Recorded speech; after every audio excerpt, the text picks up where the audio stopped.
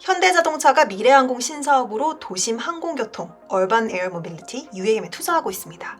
현대차는 2028년 상용화를 목표로 전기 수직 이착륙 항공기 eVTOL을 개발 중이거든요. 말하자면 에어택시를 개발한다는 건데요. 에어택시가 개발되면 당연히 도로 정체가 심한 서울과 수도권이 핵심 시장이 될 겁니다. 그런데 서울은 비행 금지 구역입니다. 현행 항공법에 따르면 국가 주요 시설이 밀집한 서울 강북은 비행 금지 구역이고요. 강남은 비행 제한 구역이거든요. 또 휴전선 원전 주변도 비행 금지. 군이나 민간 비행장 반경 9.3km에서도 고도 150m 이상에서 비행을 할 수가 없습니다. 추락 위험 때문에 사람이 많이 모여 있는 곳의 상공에서도 드론 비용은 금지되어 있고요. 자, 그렇다면 왜 현대차는 서울에서 띄우지도 못할 항공기에 투자하는 걸까요? 에어택시, 정말 일론 머스크의 말대로 바보 같은 아이디어일까요? 안녕하세요. 산업을 파헤쳐드립니다. 인더스텔라의 스텔라입니다. 최근에 그 CES가 열렸었잖아요. 모빌리티가 되게 화제였었는데 저는 그 중에서도 약간 전기로 이렇게 움직이는 헬기를 굉장히 흥미롭게 봤었거든요. 그 2020년에 서울 여의도에 뜬 드론 택시 이런 제목으로 뉴스에 나왔던 걸 봤었거든요. 그 대형 약간 무당벌레 같이 생긴 드론이 사람 대신 쌀 가마니 태우고 잠깐 이렇게 두 바퀴 돌고 박수치고 막 이런 행사가 있었는데 그 중국의 이양에서 만든 드론 택시라고 하더라고요. 근데 미국 회사들이 개발하는 에어택시랑 모양이 되게 달라서 저는 관심 있게 봤었습니다. 그런데 최근에 현대차부터 시작해서 하나시스템즈, 대한항공 같은 이런 한국의 큰 기업들이 이 사업에 뛰어들더라고요. 되게 적극적으로 투자하는 것 같던데 근데 서울이랑 수도권이 전부 비행 금지? 아니면 비행 제한 구역이잖아요. 그래서 그럼 어디다 띄우려고 하는 거지? 약간 궁금하더라고요. 게다가 하늘을 나는 자동차를 가지고 일론 머스크가 인터뷰에서 얘기한 게 있거든요. 바보 같은 아이디어라고. 되게 퓨처리스틱하고 멋있어 보이긴 한데 이거 핫한 산업이 맞나? 되는 사업이 맞나? 약간 이런 질문을 가지고 계신 분들이 되게 많더라고요. 그래서 미래항공 모빌리티, 그 중에서도 도심항공교통, UAM의 사업성이랑 여기에 투자하는 기업들에 대해서 살펴보려고 합니다. 자, 이 사업이 해결하려고 하는 문제는 이런 겁니다. 교통체증. 회사도 모여있고 중요한 시설도 모여있고 아파트도 모여있고 모여있어서 좋은 점도 있는데 길이 이렇게 막혀서 불편한 건 불편한 거죠. 대중교통을 늘리고 버스 전용 차로를 놓고 시간대별 통행료 다르게 하고 이렇게 여러 대안이 강구됐었죠. 하지만 높은 인구 밀도가 지속되는 상황에서 지상교통에만 집중하면 이런 고질적인 교통체증을 해결하지는 못합니다. 근데 이거는 또 한국만의 문제가 아니죠. 전 세계에서 가장 교통체증이 심한 도시를 조사한 건데요. 글로벌 트래픽 스코어 카드입니다. 여기 보시면 1위는 유럽의 금융 중심지인 런던. 교통정체가 없었으면 156시간 더 버는 거죠. 그 다음은 미국 시카고, 155시간을 낭비합니다. 이건 이제 비용으로 환산하자면 운전자 한 명당 2,600달러. 계산해보면 한 330만 원 정도를 길 위에 낭비하는 거죠. 도시 전체로 따지면 9.5빌리언, 약 한 11조 원 이상이 길 위에서 낭비되는 겁니다. 이건 대도시에서 공통적으로 겪는 문제죠. 프랑스 파리, 콜롬비아 보고타, 캐나다 토론토도 보이고요. 미국 보스턴, 뉴욕시티, 필라델피아, 마이애미, LA, 샌프란시스코. 미국의 대도시들이 이렇게 상위권에 포진해 있죠. 라스마일 스피드를 보시면 막히는 구간에서는 시속 16km밖에 못 내는 거거든요. 이거 차 거의 기어가는 거죠. 이렇게 미국의 교통체증이 심하다 보니까 일론 머스크는 아예 그냥 지하로 뚫어버리자 이래서 고속 지하 터널을 해결책으로 제시를 했었죠. See, how are we? I think you're looking good on this side. Okay, here we go. You see what I did there? 정말 움직이지 못하는 정체 구간에 딱 갇혔을 때 뻥 뚫린 하늘로 좀 날아가고 싶다 이런 상상 다들 한 번씩은 해보셨죠. 그런데 실제로 이게 대안이 될 수도 있습니다. 예를 들면 이런 거죠. 지금 제가 촬영하고 있는 여기가 판교거든요. 근데 여기서 출발해서 인천공항 간다고 한번 해볼게요. 판교에서 인천공항까지는 직선거리로 한 68km 정도 하거든요. 전철을 타고 가려면 신분당선 신논현역에 가가지고 김포공항역까지 간 다음에 공항철도 타고 가는 노선 이렇게 나오는데 한 6,000원 정도 나오네요. 근데 2시간 걸리네. 3번 갈아타야 되는 거네요. 캐리어가 좀 큰데 짐 들고 2시간. 다른 옵션 해볼게요. 공항버스 정류장 근처까지 간 다음에 이렇게 버스 타고 가면 한 11,000원 정도 나오고 1시간 반이 조금 넘네요. 3번 갈아타고 2시간 한 다음에 이거 보니까 좀 너무 괜찮아 보이네요. 공항버스 만든 이유가 있네. 택시 타보겠습니다. 그럼 1시간 정도 걸리고 요금 계산표 가지고 한번 거리 기준으로 요금을 한번 계산을 해보면 막혀서 좀 더 나올 것 같긴 한데 일단 일반 택시는 65,000원 정도, 모범 택시는 95,000원 정도. 근데 에어택시는 지금 개발되고 있는 게 순항 속도가 한 시속 240km 정도 나온다고 하거든요. 그러니까 68km면 뭐 한 20분 이내에 갈 수 있는 거죠. 비용은 국토교통부가 추정해 놓은 게 있습니다. 2030년을 UAM 시장이 성장기일 거라고 보고 이렇게 추정을 해놨거든요. 이때 운임이 킬로미터당 2,000원 수준일 거라고 하고요. 2035년에는 시장이 성숙해서 이게 1,300원까지 쭉 내려갈 거래요. 근데 이렇게 빨리 된다고? 이건 이제 미국에서 나온 예측치보다 시점이 좀 빠르긴 한데 일단 이 예측이 맞다고 하겠습니다. 자, 2030년에 킬로미터당 2,000원, 68km니까 13만 6천원 정도가 나오네요. 공항 갈 때 짐 들고 가니까 3번까지 갈아타는 전철 좀 힘들 것 같고 공항 버스 아니면 택시인데 택시를 타도 1시간이죠. 근데 이 거리를 7만 원 정도 주고 20분 만에 갈 수 있는 겁니다. 40분의 여정을 줄이는데 7만 원. 만약에 킬로미터당 1,300원 수준까지 내려간다고 하면 88,400원이죠. 모범 택시는 95,000원이었으니까 모범 택시보다 싸지는 겁니다. 물론 택시 가격이 계속 오르니까 미래에도 오르면 올랐지 계속 안 내려간다고 했습니다. 자, 보통 해외여행이나 해외 출장 가면 집 나가서 공항 가는 것부터가 여정의 시작이잖아요. 그러니까 항공권이랑 이렇게 연계되면 해볼 만한 서비스라고 보입니다. 또 서울이랑 수도권 도로 정체가 꽤 막히는 편이라고 전 생각했었는데 살펴보니까 한국의 도로 정체는 전 세계 상위 50 랭킹에 끼지도 못하더라고요. 한국보다 도심 정체가 더 심한 곳이 많이 있기 때문에 그런 데서는 충분히 수요가 있을 수 있죠. 네, 그래서 이렇게 최근에 이런 도심 교통난에 대한 해법으로 eVTOL을 이용한 도심 항공교통, UAM이 차세대 교통수단으로 주목받고 있습니다. 영화에서 이런 장면 보셨던 거 기억나세요? 지상에서도 막 움직이고 공중에서도 움직이고 빠르게 오가지만 충돌이나 추락의 위험이 없고 배기가스가 없기 때문에 공해도 없습니다. 미래 항공 모빌리티는 도심 항공 모빌리티 UAM과 지역 간 항공 모빌리티 Regional Air Mobility 줄여서 RAM 이걸 포괄하거든요. UAM은 교통체증을 해소하기 위해서 도심 내의 이동 효율성을 극대화한 차세대 항공 모빌리티를 의미하고요. RAM은 UAM보다 조금 더 넓은 지역 사이에 사람과 화물을 운송하는 걸 말합니다. 쉽게 말하면 판교에서 인천공항으로 갈 때 날아서 간다 이런 게 대표적인 UAM인 거죠. 국토부에서는 UAM이 2025년쯤, RAM은 2030년쯤 상용화가 시작될 것으로 예상하고 올해 한 6월쯤 한국형 도시항공교통 로드맵을 발표했고요. 서울시는 서울형 UAM 도입을 하겠다고 이착륙을 위한 버티포트, 인력 양성을 위한 프로그램 이런 것도 다 마련하기로 했습니다. UAM 트렌드를 파헤치기 위해서 도심항공 이동의 가장 중요한 기체가 무엇인지부터 살펴보겠습니다. 일단 익숙한 걸 기준으로 설명을 드려볼게요. 날아다니는 기체의 대표적인 형태는 비행기와 헬기죠. 여러분께서 비행기 하면 떠올리시는 이미지는 주로 날개가 달린 고정익 비행기인데요. 이런 형태의 비행기는 활주로가 필요하죠. 400m 이내의 짧은 활주로에서 떠오를 수 있는 short takeoff and landing 이런 타입의 항공기가 있는데요. 근데 도심은 보통 인구 밀도가 되게 높고 또 소음 때문에 컴플레인도 심할 거고 땅값도 비싸고 그래서 400m의 활주로를 설치하기가 쉽지가 않죠. 그래서 도심 대중교통으로는 활용하기가 어렵습니다. 그럼 헬기 같은 수직 이착륙이 가능한 형태의 항공기만 된다는 건데 이제 가장 잘 알고 계시는 수직 이착륙 형태의 항공기가 바로 헬리콥터죠. 근데 헬기의 가장 큰 문제는 소음과 바람, 그리고 회전 날개 고장으로 인한 추락사고 위험입니다. 헬기는 내연기관 엔진을 이용해서 회전 날개, 이 로터로 공기를 아래쪽으로 밀어보내면서 비행하기 때문에 소음이 어마어마합니다. 실제로 보면은 로터가 진짜 크더라고요. 그래서 기체만큼 큰 로터가 막 이렇게 돌아가니까 당연히 소음도 엄청나겠죠. 도심 상공에 헬리콥터 한 대만 지나가도 소음이 상당한데 이게 교통수단으로 상용화가 되면 적어도 몇백 대가 동시에 막 도심 상공을 날아다니는 거잖아요. 그 많은 헬기가 날면 공사판 같겠죠.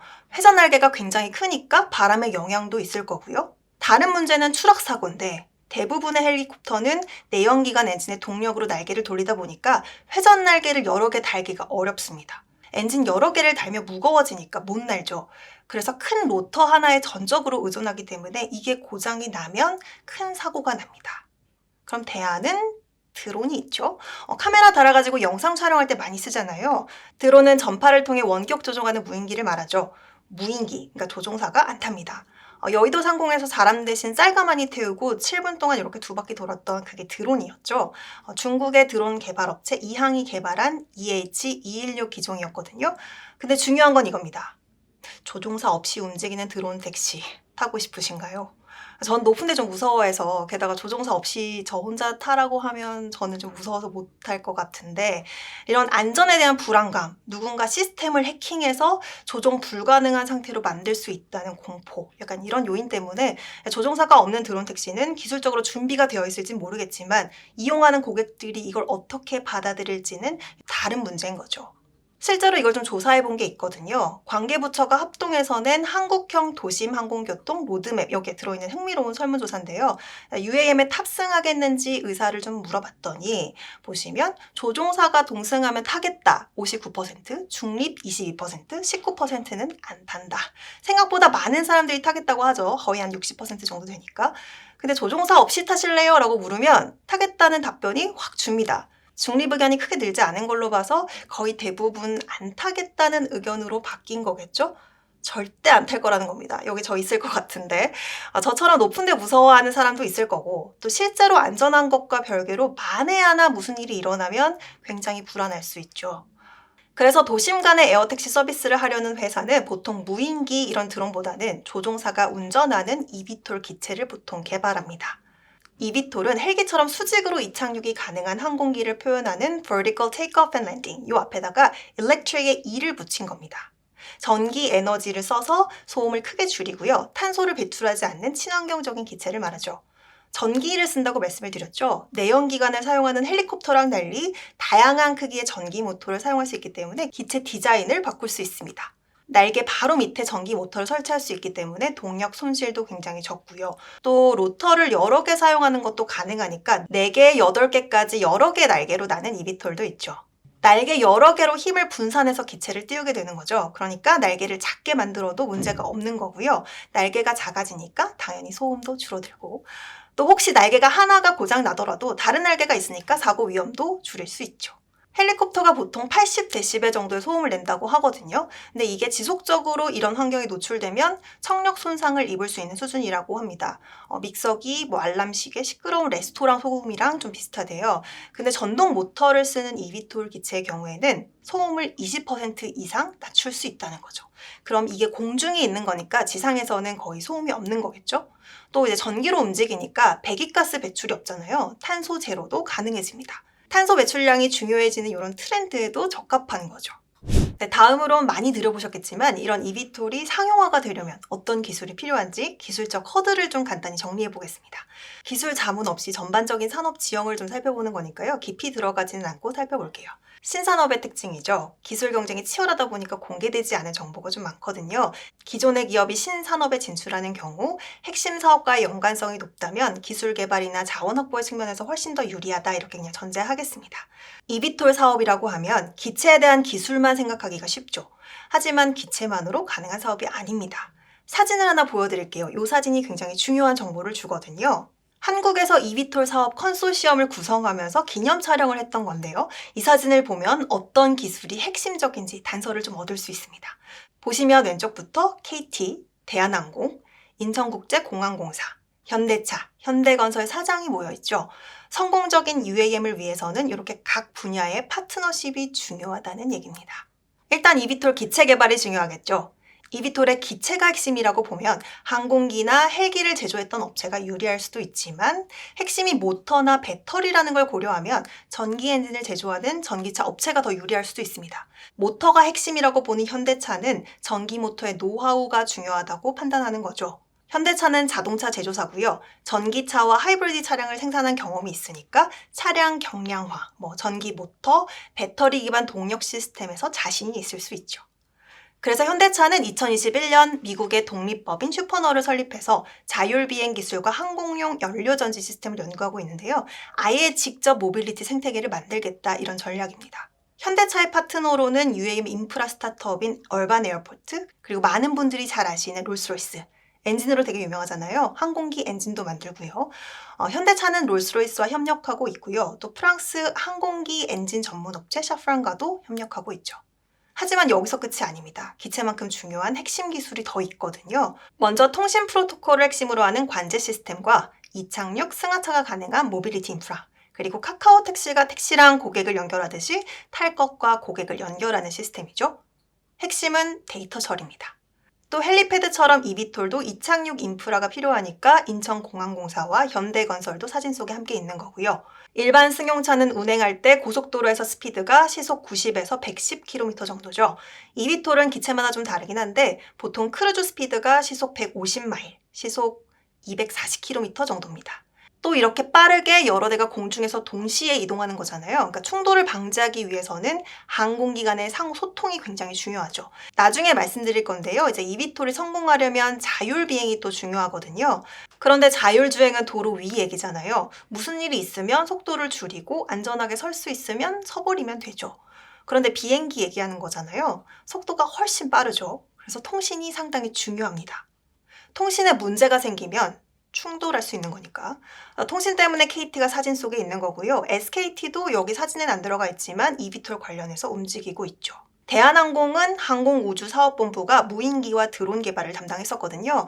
또 상업용 항공기의 윙넷이라는 날개를 만드는 생산 회사이기도 하죠. 기체 제작 기술, 원격으로 항공교통을 통제하는 이런 관제 시스템, 항공기 운용의 경험이 있으니까 이게 경쟁 이점이 될 거라고 판단하고 뛰어든 겁니다. 다른 나라도 크게는 비슷합니다.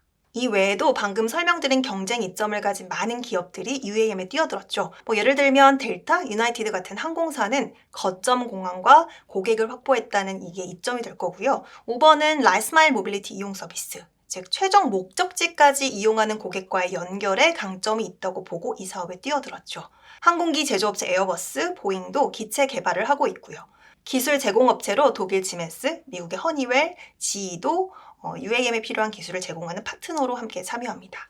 자, 이렇게 탄탄한 사업 기반을 가진 대기업부터 스타트업까지 다들 이비톨을 이용한 도심 항공교통에 뛰어들고 있습니다. 그런데 미래 산업 얘기할 때는 핫한 게 중요한 게 아니라 이게 중요하죠. 매출. 매출이 언제 발생할 수 있을지. 그럼 다들 뭘 보고 이렇게 UAM에 뛰어드는 걸까요? 돈이 되긴 할까요? 하늘을 나는 자동차, 이 아이디어는 옛날부터 영화의 단골 소재였죠. 그런데 UAM 사업이 잘 되면 이런 공상과학에서만 나오는 이 아이디어가 조만간 현실이 될 것 같습니다. 왜 지금인지, 이게 돈이 될지, 사업성에 대해서 한번 살펴보겠습니다. 모건 스탠리 예측치를 보면 세계 UAM 시장이 2040년 1조 달러로 하나로 약 한 1200조 이상이 될 거라고 합니다. 지금인 이유는 수요는 쭉 있었거든요. 전기차가 나오기 시작하면서 이게 기술적으로 가능해졌고, 그리고 탄소 배출이 중요해지면서 좀 더 속도가 나는 거죠. 이비톨이 적용될 수 있는 사업은 UAM 말고도 있습니다. 대표적인 게 물건 옮기고 배달하는 거죠. 아마존, UPS 같은 기업이 이걸 하고 있습니다. 그럼 UAM 공략하는 기업은 왜 이거 하는 걸까요? 이비톨에 주력하는 거리는 20km 이상에서 750km 미만. 비용 대비 효용을 생각할 때 이거보다 짧으면 차량에 비해서 큰 우위가 없고요. 길어지면 항공이 더 효율적이기 때문입니다. 하지만 이 거리 내에서도 공항 도심, 도심과 부도심, 도심과 도심 간 이동, 이렇게 거리에 따라서 서비스가 가능한 구간이 되게 많은데 이비톨 산업이 도심 항공교통 UAM을 공략하는 이유는 한마디로 가장 돈이 되는 시장이기 때문입니다. 시장이 열렸을 때 개발에 들어간 돈, 회수해야 되잖아요. 보통 혁신적인 신제품이 나오면 지불용이가 가장 큰 고객을 타겟으로 하죠. 특히 큰 초기 투자가 필요한 산업일수록 더 그렇습니다. 기술 개발도 그렇고 더 좋은 제품을 만들려면 계속 돈이 필요하죠. 그 다음 단계로 가기 위해서는 매출이 꼭 나와줘야 됩니다. 그래서 만약 이비톨이 운항을 시작하면 가장 큰 매출이 어디서 발생할 수 있을지 이 부분을 좀 보시면 좋을 것 같아요. 사실 도심 항공교통은 단기간에 안 될 수 있습니다. 혹시라도 추락해서 도심에서 사고가 나면 피해가 크기 때문이죠. 도시에 따라 다르지만 고속철도, 고속도로 상황이 좋으면 자동차가 더 빠를 수도 있고 운전에 대한 부담이 적은 자율주행차도 있으니까요. 이런 대체제가 있으면 굳이 에어택시 탈 이유가 없습니다. 에어택시는 이착륙장 만드는 데 돈이 많이 드니까요. 그래서 실제로 릴리용 같은 경우는 도심 교통, 그러니까 도시 안이 아니라 도시 밖, 도시와 도시를 연결하는 걸 염두에 두고 개발을 하고 있습니다. 하지만 철도나 BRT 같은 대중교통 시스템은 빠르게 이동하면서 정시에 도착한다라는 장점이 있지만 인프라의 투자 비용이 되게 높죠. 루트 변경하는 것도 어렵고요. 또 자율주행이 완성되면 자율주행차를 타겠죠. 운전하지 않고도 이동을 할 수 있으니까 운전자들은 이동하는 동안 다른 일을 하면 되지만 이동 시간 자체를 줄이는 건 아닙니다. 게다가 대도시는 만성적인 교통 정체에 시달리잖아요. 결국 목적지까지 빠르게 이동하는 게 다른 교통수단과 차별되는 UAM의 핵심적인 가치입니다.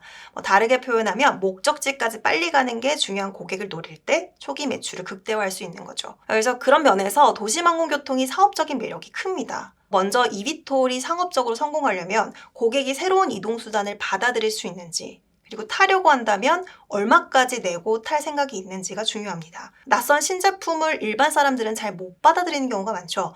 그런데 반대로 혁신적인 제품에 열광하는 얼리 어답터들도 있습니다. 새로운 이동수단, 이걸 받아들일 수 있는 고객은 일반적으로 대도시에 더 많죠. 또 eVTOL의 가치는 빠르게 목적지에 가는 거였죠. 빠르게가 중요한 고객은 지불 용의가 더 높을 텐데 보통 이런 고객은 일반적으로 대도시 안에 있을 가능성이 높죠. 출장도 출발지나 도착지가 보통 대도시일 거고요. 도심 정체가 심할수록 도심 항공교통의 매력은 커질 겁니다. 또 도심 항공교통 서비스가 시작됐을 때 초기 고객을 확보할 효과적인 방법이 있다는 것도 매력 중에 하나입니다. 일단 보수적으로 생각하면 기존의 헬기 서비스를 대체하는 겁니다. 일단 3포인트로 요약해 보겠습니다. 먼저 대도시에는 조금 가격이 높아도 빨리 갈 수 있으면 타겠다라고 하는 지불 용의가 굉장히 높은 고객들이 충분히 있습니다.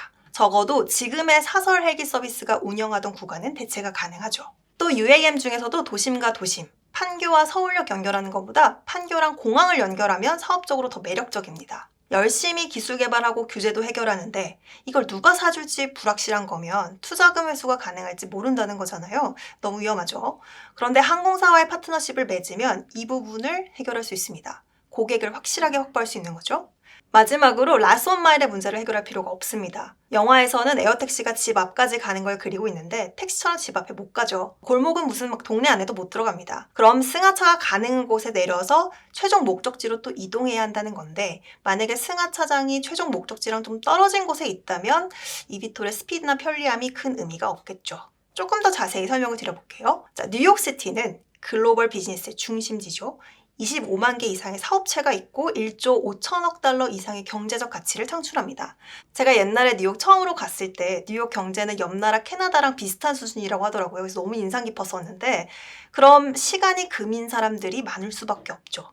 그래서 뉴욕 맨하탄 지역과 뉴욕 주변의 라과디아, JFK, 뉴아크 공항을 잇는 헬기 서비스가 있습니다. 그 중에 블레이드 에어포트라는 회사가 있는데요. 뉴욕 도심과 주변 공항을 잇는 헬기 운항편을 제공을 하고 있습니다. $195부터를 엄청 강조하는데 차로 가면 1시간 넘는 거리를 10분 이내에 데려다 줍니다. 편도에 $195부터 시작하는데 최대 5명만 탈 수 있는 프라이빗 헬기를 예약하면 $1,500에서 $1,800 정도. 2021년 블레이드 공항 셔틀의 매출은 $2,650만 달러입니다. 일부 지역만 시간도 좀 제한적으로 서비스를 하는 이 작은 기업이 이 정도니까 충분히 커질 수가 있을 거고 또 eVTOL이 목표로 하는 저비용 고효율이 실현된다면 eVTOL의 초기 고객으로 이 수요가 자연스럽게 흡수가 되겠죠. 항공사랑 파트너십을 맺으면 공항과 도심을 오가는 고객을 확보하기 쉽다는 장점도 있습니다. eVTOL 스타트업 조비는 델타와 그리고 아처는 유나이티드와 영국의 Vertical Aerospace는 American Airlines와 파트너십을 맺었습니다. 항공사의 장점은 공항이랑 연결성이 좋고요. 그리고 지불 용의가 높은 고객, 그러니까 비즈니스 클래스나 퍼스트 클래스, 편리하고 빠른데 돈을 더 낼 의향이 있는 고객들, 이런 고객들을 확보하고 있다는 거죠. 특히 프리미엄 좌석을 구매하는 출장객들을 생각하면 그렇습니다. 항공사 입장에서는 그런 고객에게 좀 더 나은 서비스를 제공하고 싶을 거고 최종 목적지까지 더 빨리, 더 편안하게 이동해서 항공 서비스에 대한 만족도가 높아 이분들이 충성 고객이 된다면 베스트겠죠. 만약 서비스가 된다고 생각하고 얼마나 시간이 절약될 수 있는지 제가 가상으로 한번 해볼게요. 제가 예전에 학교 갈 때 이렇게 갔었는데 물론 이코노미로 보통은 가장 이른 비행기를 타고 출장을 가는데 그래야 도착하고 일정 소화가 가능하니까요. 그런데 지금 운항하는 헬기는 아침 7시부터 가능해서 제가 좀 시간에 맞는 걸로 보여드리겠습니다. 조금 늦게 9시 25분에 출발해서 미국 서부와 동부를 오가는 출장을 가는 겁니다. 자, LA 공항이랑 뉴욕의 JFK를 왕복하는 비행기를 예약을 해볼게요. 지불 용의가 높다고 전제했으니까 가장 높은 등급의 티켓을 살 겁니다. $2,798. 체크인 시간을 제외하더라도 비행만 5시간 35분이 걸리네요. 돌아오는 비행기도 같은 일정을 선택했다고 하면 도착 시간이 똑같이 오후 6시. 저녁 6시에 도착했는데 내려서 월스트리트로 차로 가면 이동 시간이 1시간 추가되니까 7시겠죠? 근데 지금은 eVTOL이 없으니까 헬기로 대신해 보겠습니다. 이것 타면 여행 시간이 줄어듭니다. 자, 가격은 항공권 가격의 한 10% 비싸지는 정도. 승하차 시간이 없다고 치면 6시에 내려서 6시 15분이면 목적지에 도착하는 거죠. 에미리트 항공의 경우에는 비즈니스나 퍼스트 클래스를 타면 공항에서 최종 목적지까지 항공사에서 제공하는 이런 차로 이동할 수 있거든요. 고객을 만족시키는 게 우선이라 이런 서비스를 제공을 하는 거죠. 그럼 차보다 더 나은 서비스가 있다면 항공사 입장에서는 당연히 서비스 내에 포함시키고 싶을 겁니다. 항공사 서비스와 같이 가면 지불 용의가 가장 높은 이용객을 확보할 수 있는 겁니다. 또 이착륙장부터 시작해서 공항과 도심을 연결하는 인프라, 포인트의 투자가 필요한데요. 항공사랑 협력하면 이것도 손쉽게 해결이 되죠. 고객 유치가 빠르게 이루어지고 인프라 투자도 같이 이루어지는 겁니다. 그래서 항공사와 에어택시 회사 모두 윈윈할 수 있는 파트너십인 거죠. 공항이 포함되면 출발지와 목적지를 직접 연결하기 어렵다는 문제가 상대적으로 쉬워집니다.